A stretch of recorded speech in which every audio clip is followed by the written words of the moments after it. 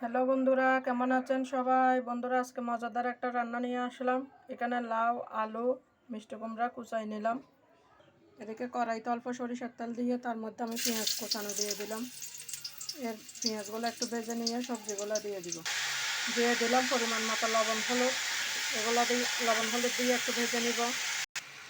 দিয়ে দিলাম পরিমাণ মতো কাঁচামরিচ আর জিরা বাটা। এখন এগুলো নাড়াচাড়া করতে থাকবো।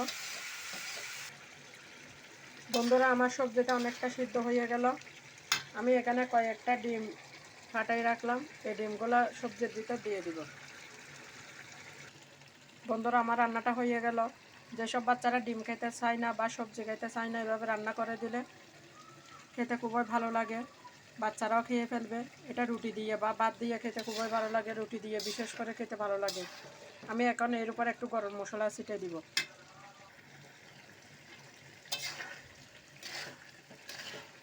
বন্ধুরা, আমার ভিডিওটা ভালো লাগলে একটা লাইক কমেন্ট করে দিবেন,